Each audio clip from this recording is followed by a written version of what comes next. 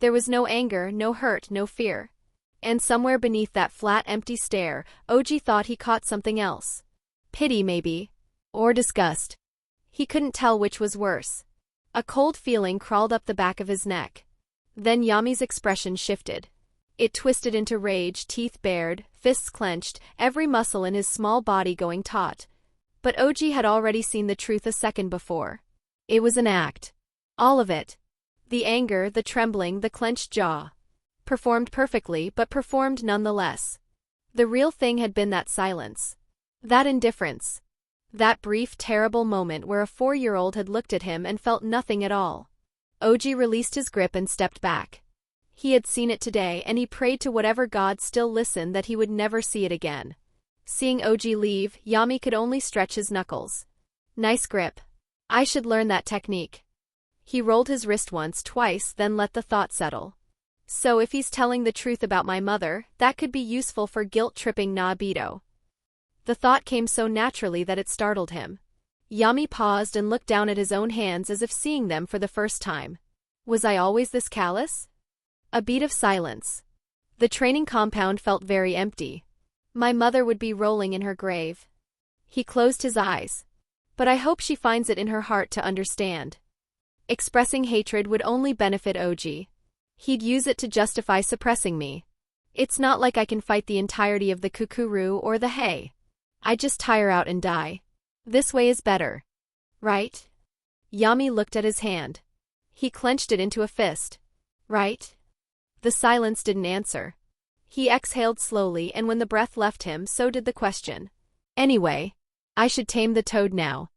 In the 10 shadows there was no requirement to tame shikigami in any particular order. Yami had simply chosen to handle the weaker links first.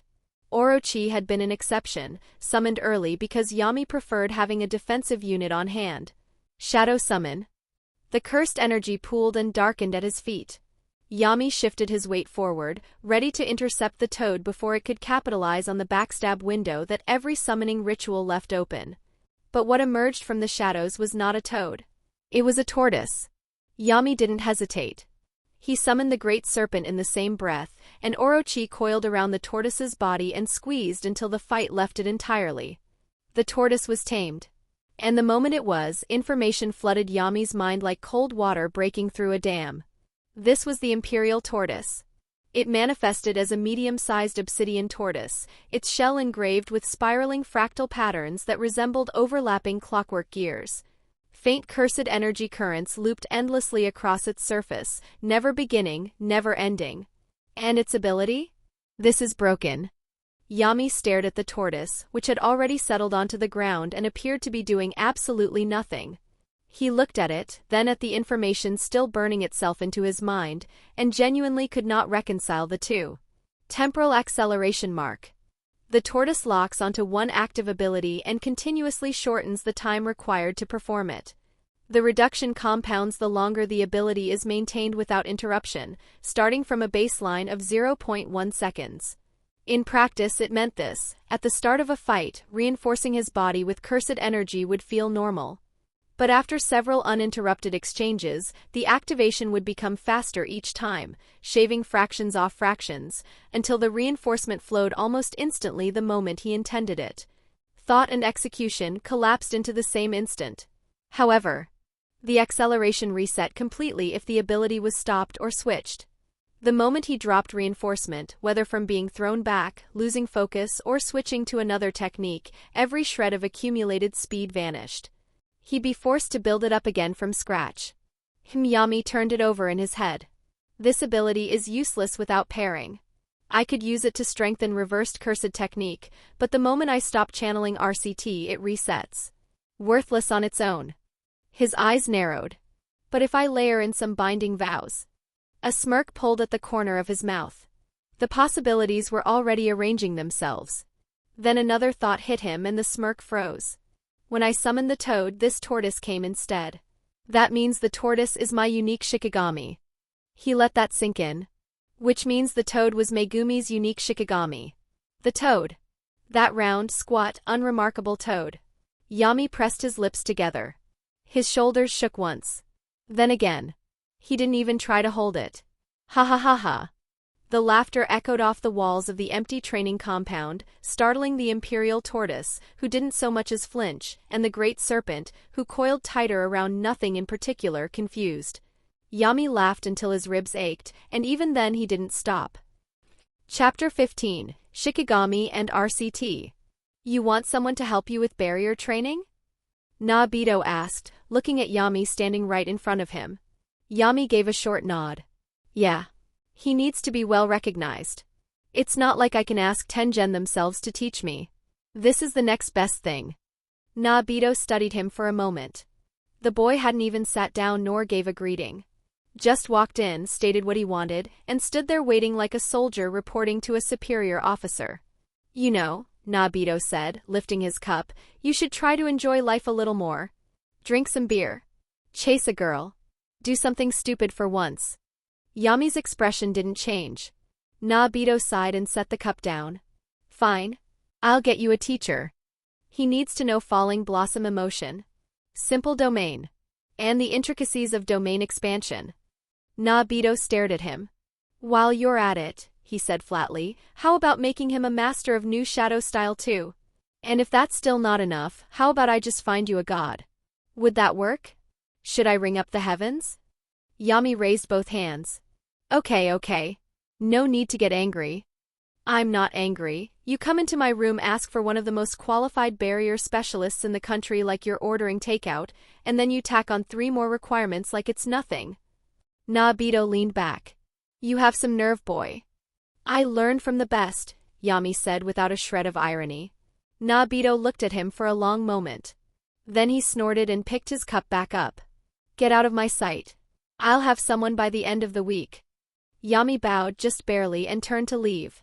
He made it 3 steps before Naobito's voice caught him. Yami. He stopped. Falling blossom and simple domain I can manage. Domain expansion theory is a different ask entirely. Whoever I find might not have all 3. Yami glanced back over his shoulder.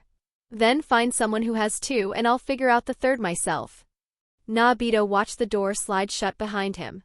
He took a long drink and set the cup down harder than he meant to. Ungrateful brat. But there was something in his voice that wasn't quite annoyance. Yami sat cross-legged on the floor with the domain expansion manual spread open in front of him. He'd been reading the same page for 10 minutes now. It wasn't Chimera Shadow Garden. He'd expected it. Hoped against it, maybe, but expected it. The domain outlined in the manual was called Shadow Enclosed Dome, a closed barrier technique designed for the 10 shadows. It trapped both the user and the opponent inside a sphere of absolute darkness. The functions were similar enough to Chimera Shadow Garden in theory. The shape of it was wrong. The principle behind it was wrong. He turned the page anyway and kept reading. Yami Zenin sat across from him, watching with mild curiosity. He was a sharp-featured man in his 40s who spoke like he'd already explained everything twice before you opened your mouth. He'd been assigned by Naobito 3 days ago. Yami had learned falling blossom emotion in the first session. Simple domain in the second. Both within minutes. Mary had stopped being surprised by the end of day 1.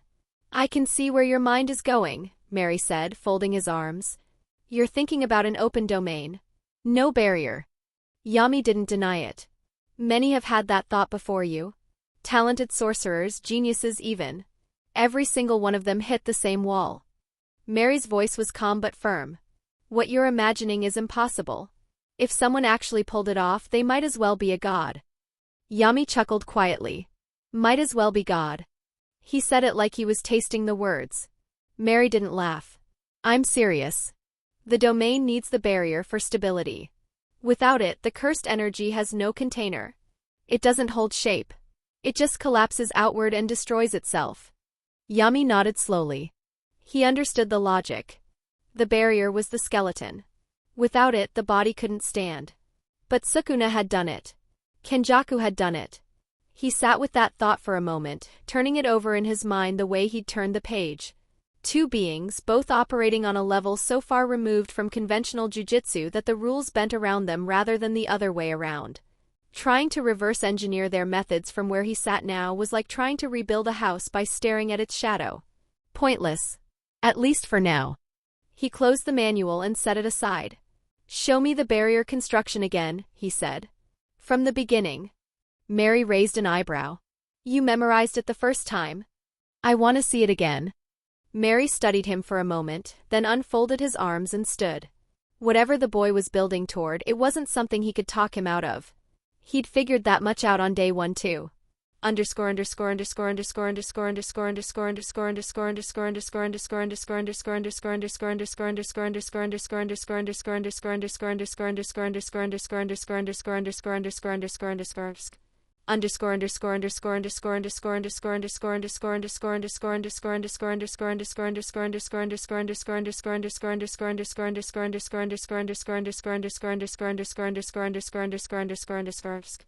Yami Zenin stood alone in the eastern training fields of the compound. The grass was still wet from the morning. The sky was pale and wide and empty. He had 3 shikigami he had to tame. He started with Max Elephant. The massive beast materialized in a burst of shadow, its trunk raised and its legs stamping the earth hard enough to crack the soil beneath it. It was enormous, ancient in a way. Yami didn't move. He simply raised 2 fingers. Nu descended from above like a bolt of black lightning. The divine dogs hit from both flanks. Max Elephant lasted roughly 9 seconds. It buckled, collapsed sideways, and dissolved into shadow before its body even finished hitting the ground. Yami exhaled through his nose. Rabbit escape is next. He formed the hand sign and the field erupted. Dozens of rabbits burst into existence, scattering in every direction, a living smokescreen of fur. Yami didn't look at any of them. His eyes swept once across the swarm, locked onto the one with the mark on its belly, and he closed the distance quickly. He crushed it in his fist. The rest vanished.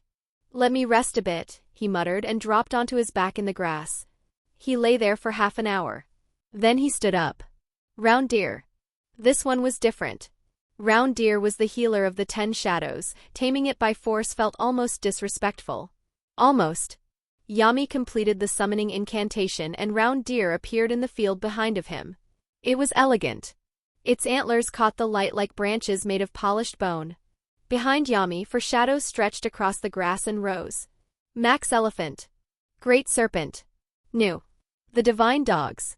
Max Elephant sat on it. The ground shook. Great Serpent coiled around the deer's body before it could even react, constricting with slow, deliberate force. Nu circled overhead and sent a crackling arc of electricity down into the tangle of limbs and scales. The divine dogs sat on either side of Yami and watched. Moral support, Yami said, glancing down at them. Appreciated. There was a sound like wet wood splintering. Then silence. Then his shikigami kept going. It's dead, Yami said flatly. You can stop. They did not stop. Hey. It's already dead. Seriously. He unsummoned all of them before they could reduce the deer to a memory and sat down cross-legged in the torn-up grass. The field looked like a war zone. He didn't care. He closed his eyes and steadied his breathing. Round Deer's ability was reverse cursed technique. If he could channel that, then what he was about to attempt might actually work. He drew the dagger from his belt and sliced his palm open without hesitation. Blood ran down his wrist and dripped into the dirt. The pain was sharp and clean. He let himself feel it for a moment, then pushed it aside. He reached for Round Deer's inherited ability, the positive energy that lived in the space it left behind. The wound closed. Skin knitting back together in a seamless line, blood drying and flaking away like it had never been there at all. Yami stared at his hand. Then he cut himself again. This time he didn't use Round Deer's ability. He used his own cursed energy, cycling it through itself the way he'd done when he used Round Deer. The wound healed. On its own. Without the shikigami. Without anything but his own reversed cursed energy flowing through his body like warm current. Yami Zenin had just acquired the reverse curse technique. He stood up so fast he almost tripped. "It works," he shouted at the empty field, arms spread wide, voice cracking with something between laughter and disbelief. "It fucking works." No one heard him. He stood there with his arms out and his head tilted back and laughed at the sky until his ribs hurt. Then he sat back down and got to work. The excitement didn't leave. He just put it somewhere useful. Curse technique reversal. If his lapse, the base application of his curse technique was the motion of shadows, then the reversal would be the inverse. Not moving shadows but stopping them. He activated it on himself first. His body locked. Every shadow connected to him went rigid and he couldn't move. Not his arms, not his legs, not even his fingers. It was like being encased in stone. He released it and flexed his hands, breathing hard. Incredible, he whispered. He could pause shadows. But he wasn't done. The next idea had been sitting in the back of his mind for days, and now that he had the tools to test it, he wasn't going to wait. Totality.